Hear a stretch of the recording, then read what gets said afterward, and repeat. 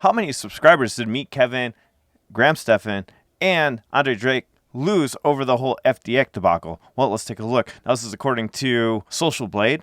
And we see right here, Kevin, he has 3,646 uploads, which I didn't realize he had that many videos. He lost a significant amount, and we can see that right here. He lost 10,000 subscribers on the 29th of November. It bounced back to another plus 10K.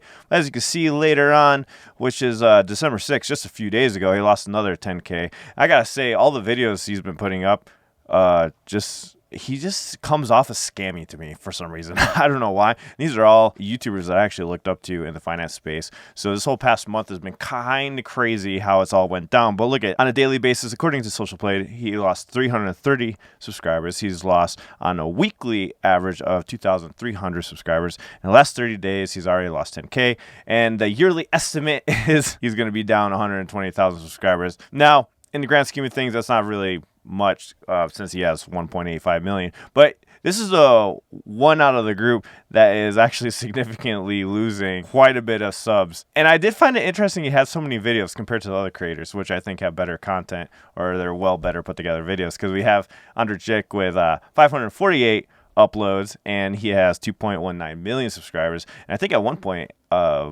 Kevin was higher than him, and now Andrei is higher than Kevin.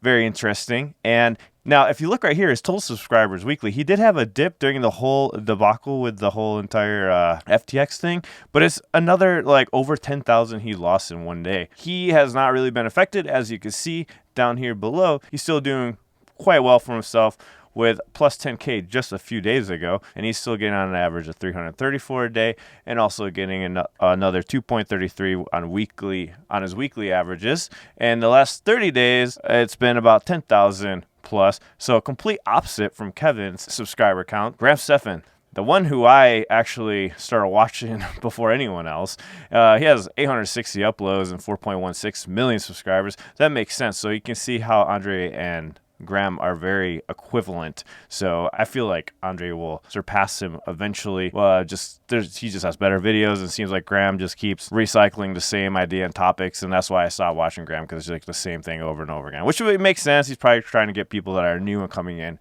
and I gotta say, they've all three of them have given me a lot of information. I know way more than I would ever have. Very sad on how everything's went down with the downfall, and I'll let you guys know right now what happened to me with the whole BlockFi and FTX sponsors that they did have, and I actually did take up on the recommendations with those. For Graham here, he didn't have, according to this, he doesn't have a negative day, which is surprising, but that could be because of how many more subscribers he does have.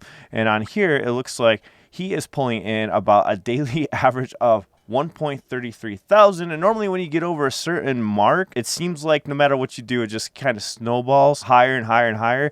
And on his weekly average, he has 9.33 thousand, and the last 30 days he's done about 40K in subscribers. Now, I did take up on some of their sponsors like Webull, Robinhood, not FTX actually, and BlockFi and all that stuff. I kind of stopped at BlockFi. I remember being overwhelmed because I had downloaded so many apps from them. And the reason why I did download so many apps that they were sponsoring or offering is because a lot of them had free stocks.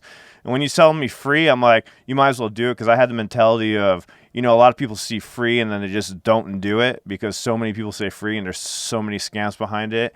And I gotta admit, I didn't see them as scammy people. Kevin, I was kind of borderline. Actually, I never taken any of Kevin's recommendations.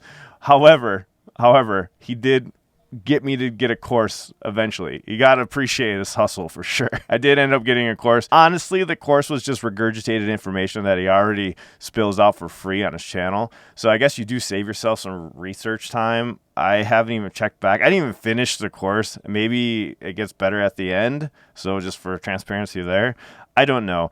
But I do remember when I downloaded BlockFi that it was very suspect when they split the wallet and they said you couldn't get interest on some of the accounts or something like that. I can't remember exactly. And then I had an issue with withdrawing the money or something. It just raised a lot of red flags, and I'm like, okay, I'm gonna close out my account. So they told me I had to sell everything and then I could close it out. So that's what I did. I sold everything, closed it out right as soon as they said you couldn't use a wallet anymore. That's when I did it. Let me know in the chat if you remember when that was, if you were a BlockFi user. And yeah, I got out luckily. I was very fortunate.